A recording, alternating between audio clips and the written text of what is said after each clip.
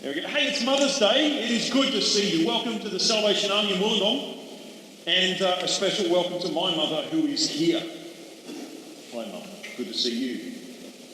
And I wanted to say that even though it's Mother's Day, not every story that I tell through this morning's message will involve my mother. Except for this first one. When I was growing up, I had two sisters. I still do have. And one of them is 16 to 18 months younger than me, and the other one's about 4.5 years younger than me. Here you go, here we are. Does that work? Right, there we go. There's Carol, there's Belinda, there's me. And when we were growing up, we would fight. How many of you have had siblings? Right, so here's a support group for siblings. We would fight. We would carry on. We would argue. We would occasionally resort to more physical methods of getting our point across. And I don't know if you're a parent, you've seen this, but my mother didn't like it. She wouldn't tolerate it.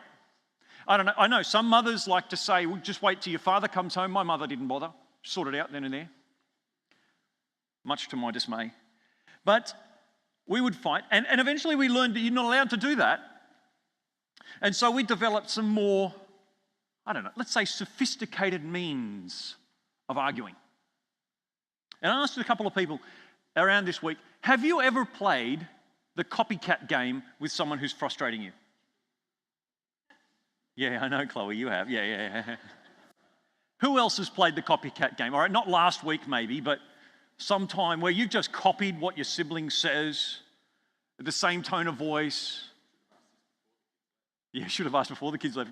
No, come on, you guys are older. You did this when you were kids, right? You played the copycat. No, Phil Stewart, you didn't. We do that, and that would drive my mum nuts too, especially around the table. Stop it! Drives me insane. We're not allowed to play that game at our house, are we? Yeah, that's right, exactly. So we would have to take things up a notch. We would have to get more sophisticated, a little bit more mature about how we fought. And we would fight using the silent treatment. How about this one? Anyone play this game? A little bit more older and adult. As adults, we tend to play this game sometimes. Just ignore the other person, pretend they don't exist. Anyone do that with your siblings? Anyone yesterday? Okay. And it frustrated my mother to no end. Now, we were at the table. I don't know if you've ever played it to this extent. This is high-level silent treatment. And if you need something from the other end of the table, you have to go through the other sibling in order to get it. Have you ever done that? Carol would say, Belinda, can you tell Philip to pass the toast down the table? And I would say, Belinda, can you tell Carol no? You've played this game, don't you? But that was the worst. That was the worst. And in our house, it's still the worst. The silent treatment is absolutely unacceptable in our house. Because you see, my mother taught me that giving someone the silent treatment is treating someone as though you have contempt for them. Contempt. I don't know whether you thought about contempt. Contempt is the feeling you have that a person or a thing is worthless and beneath consideration. It's worse than hating someone. It's a feeling that they have no right to be a human being.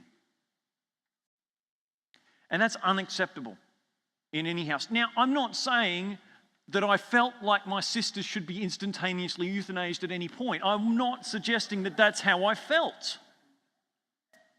But I behaved in that way. I behaved in a way that says they were beneath my consideration. And that drove my mother crazy because that was the message being sent. Whether or not it was what I intended to send, that was the message being communicated. And that is unacceptable. And I learned that. And now my kids have the same risk placed on them. If you ignore another person and give them the silent treatment, you are in deep, deep trouble in my house. Not because I think my kids consider their siblings beneath worthiness or beneath a human being beneath consideration. But that's the message they're giving if you give the silent treatment. So we're thinking about meal tables and meal times, and I thought about this concept of contempt. And we come today into the third week of our series called Eats. We're traveling through the book of Luke in the New Testament of the Bible, where Jesus, 20% of the time, 20% of this book considers Jesus going to a meal, at a meal, or leaving a meal. And this week, also in week 1, we had a look where Jesus had dinner with a bunch of sinners, tax collectors and their friends, people from the fringe of society, people who would never be considered or asked their opinions about anything, people on the outer. And then last week, that was so week 1 was Luke chapter 5. Last week, we traveled into Luke chapter 11, where Jesus is becoming a little bit more famous, is becoming a little bit more renowned, and he begins to get invites from more famous people's houses. So last week, he was invited to the house of a religious leader, a Pharisee and a scribe. Now, Jesus' table manners, one scholar has said, was the reason he was crucified. And of course, you can see in Luke chapter 11 from last week, where basically 6 times he says, "You stupid hypocrites." And he's talking to the people who are hosting him for dinner, right? That's table manners. But he's right. They needed to be challenged. They needed to be confronted with their own hypocrisy. And it incensed him in righteous anger, and he let loose on them. And it was great and good instruction for us too when we challenge hypocrisy. But after he left that meal, they all plotted ways to bring him down or to kill him. And here we come, a couple of chapters later. We're in Luke chapter 14 this week, and we're looking at the first 6 verses in Luke chapter 14. This time, Jesus is invited to dinner to a senior leader's house, a senior religious Pharisee's house. And you've got to remember that religious leaders and political leaders are pretty much one and the same in the nation of Israel. In fact, in the ancient world, pretty much religion and church and the state was pretty much the same sort of thing. These are senior leaders within society. And Jesus is invited to share a meal with these guys. And let's read, shall we? Luke chapter 14, verses 1 to 6.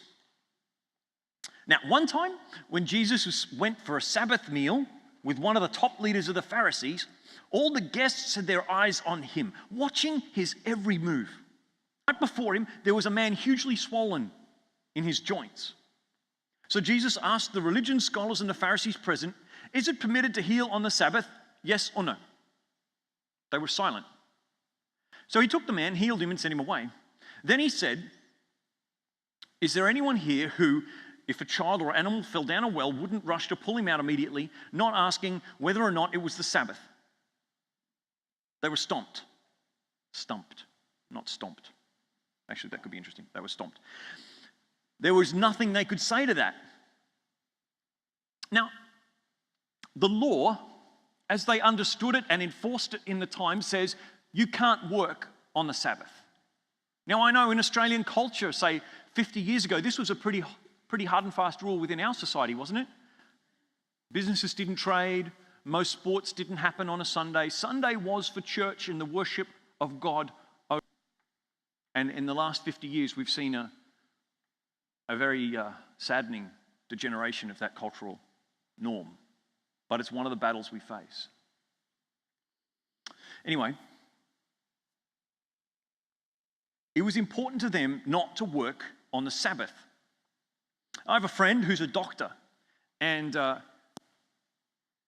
he avoids going to church. He's a strong Christian, but he avoids going to church because, when he does go to church, people come up to him and say, "Little Jimmy has a rash. What do you think it is?" Or, "I have this lump on my elbow. What do you think it is?" It's probably your elbow. But person after person comes up to him with their physical ailments, and he's there in church trying to work on his own spiritual life, to focus on his spiritual relationship with God, and he's being interrupted with the physical ailments of people around him. For going to church is working on the Sabbath, so he doesn't. So Jesus is confronted in this situation. Working on the Sabbath is against the law. So they've brought him and they've set it up. These senior leaders of the Pharisees have set it up. Jesus is at the table. They're all around the table. Notice they say, the scriptures say they are watching Jesus. What will he do? Watching to see what he will do. They know Jesus is a compassionate healer. And they have deliberately brought in a man with swollen joints. Now, why is that interesting? Why mention that? Now, lots of other times in scripture the guy is sick or lame or whatever. Why mention the swollen joints? Because it's visible. They placed this guy with an obvious physical ailment in front of Jesus. Jesus can't miss it. But what are they doing? They're looking at Jesus. They want this will do. They want to see, because if they see Jesus heal him, they're going to say, you worked on the Sabbath. You're going down. So Jesus, right? Think about the focus happening here. Directly across the table from Jesus is the man they've obviously placed there. He's a pawn in the plot. The Pharisees really have no concern for this guy. In fact, he would normally never be invited to a meal like this. He'd never be invited to a Pharisee's house. He's sick. He's unclean. They wouldn't have invited him. He's only there for that one purpose. They have no compassion for him. In fact, they have contempt for him. The sick guy, they have contempt for the guy with the most need. They couldn't care less. Their focus is on Jesus. So Jesus is in this point. Jesus is focused on the guy. They're focused on Jesus. And what does Jesus say? Is it legal to heal on the Sabbath? It's an interesting question, isn't it? Because what does he do? He draws their attention. He doesn't just immediately heal the guy like you might expect. He draws their attention. He says, hey, is it legal to heal on the Sabbath? Suddenly, Jesus' focus and their focus changes. They see the man.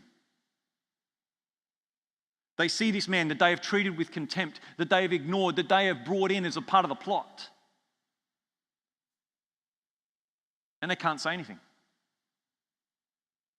How inhumane, how callous would it be for them to say, no, it's illegal to heal on the Sabbath?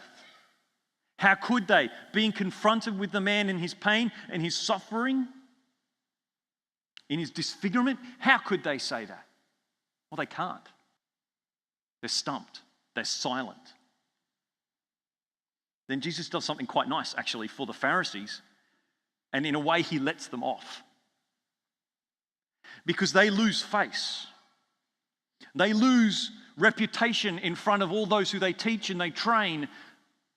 Because the law says you shouldn't work on a Sunday, and yet Jesus has just healed the guy. So Jesus says, and he redefines healing as a rescue. He says, which of you, if you found a child or an animal that had fallen down a well, wouldn't go and rescue them, not questioning whether it was a Sabbath?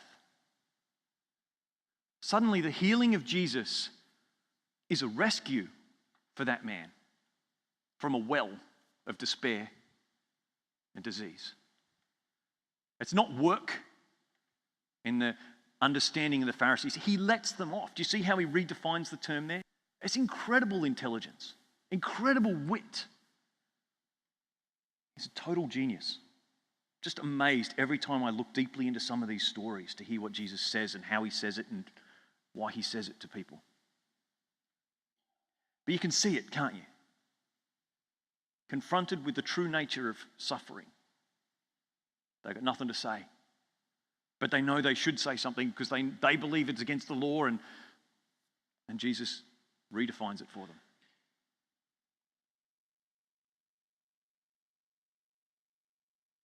It's all good and well to plan to trap Jesus. All good and well to plan the whole thing with no consideration for the feelings of the diseased guys, to treat him with such contempt. All good and well while he's part of the plans and he's just, not even a name on a page. He's just the guy they grab off the street.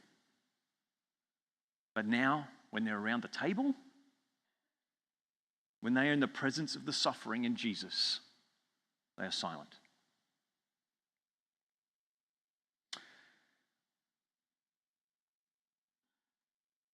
Jesus heals the guy and he leaves. The guy is suffering this horrible disease. He gets healed and he gets like one sentence in this whole story, this whole drama. One sentence, half a sentence to say he got healed, half a sentence to say he left. Bizarre, right? If it was me, that miracle would deserve a lot more writing in Scripture. But there are two things I want us to take away from this today.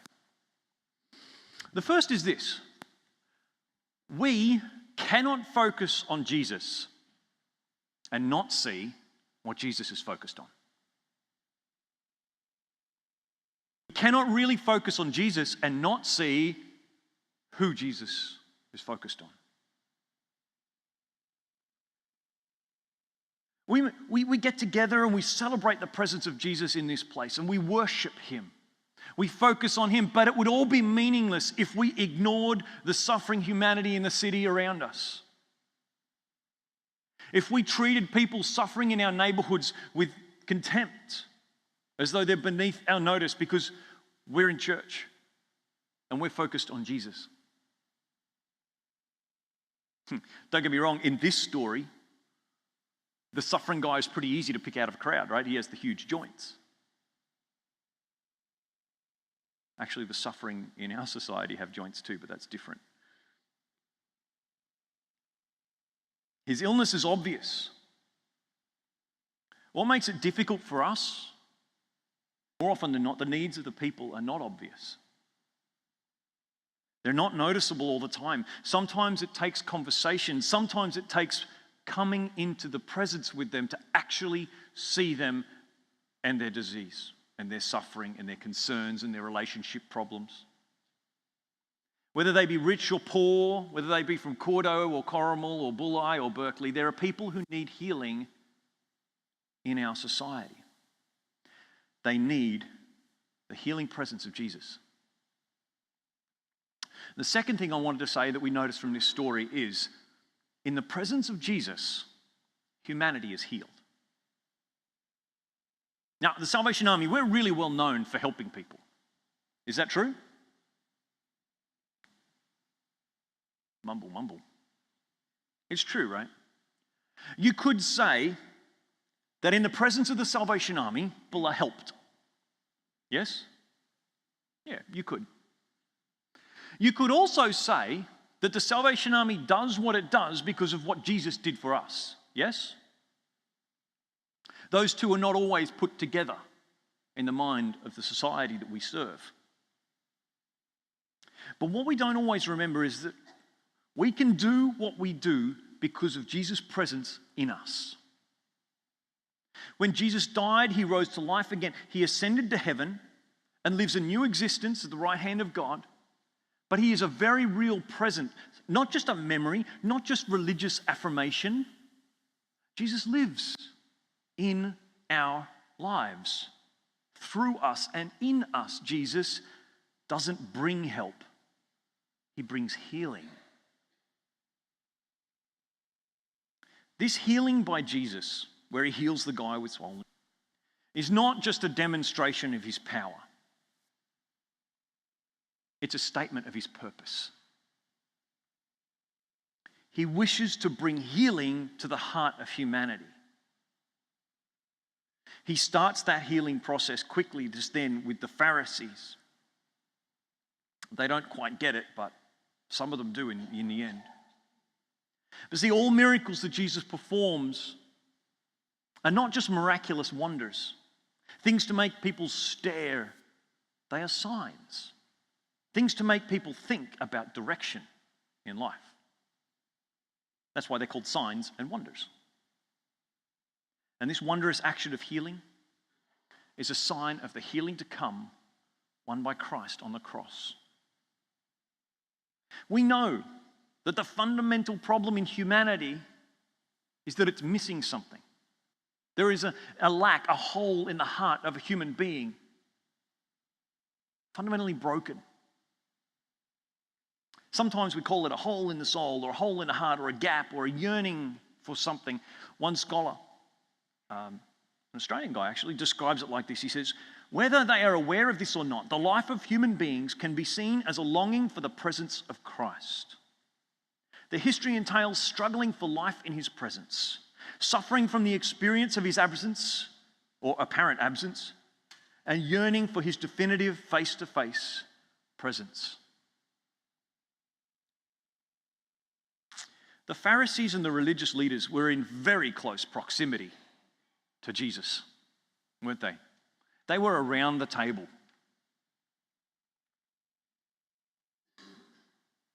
But they didn't recognize, or they would not recognize, that they were in the presence of God. When we come around the table with Jesus, when we come around this giant table that God has laid out for humanity, we have to remember a number of things. Some of these we learned last week, the week before. We have to remember, one, it's not our table. It's God's table. Number two, everyone is invited.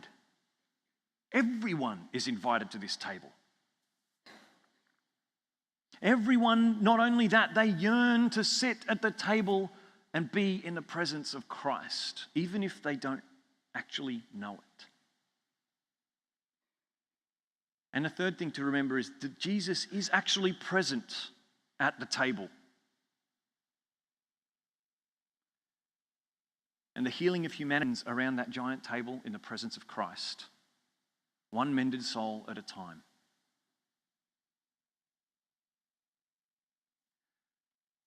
Jesus was more interested in the healing of humanity than the reinforcing of religion, is what I wrote when I first wrote that text.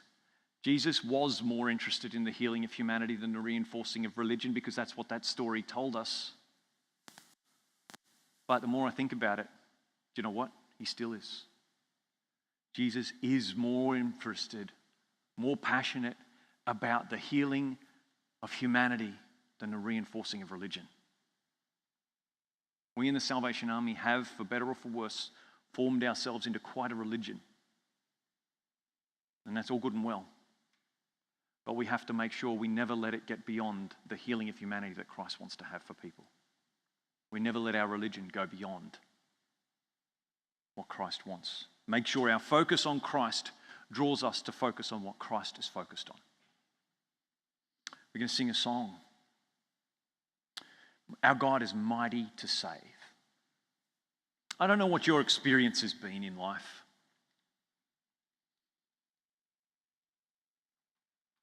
I don't know whether you know the presence of Christ and presence of the risen Jesus in your life. I don't know whether you've heard it all before and you've grown up in a church and you think, well, that's great, that's good and well, it's great historical facts and this and that. But I want to remind you that this table exists, that Jesus is alive, that Jesus' presence lives in the heart of every Christ follower. Sometimes we can focus on Jesus, sometimes we can be in the proximity of Jesus and not take the time to recognize the presence of God.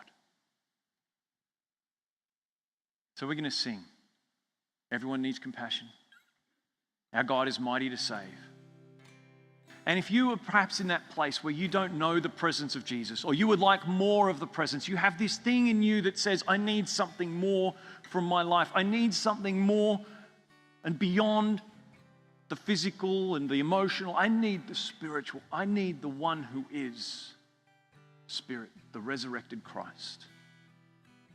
I invite you to stop for a moment right now while we sing this song and to pray and to ask Jesus to come and make his presence known to you. Make his healing known to you, to bring you closer to him at this time of prayer. Let's sing, let's pray. May you know presence this morning in this place around his table.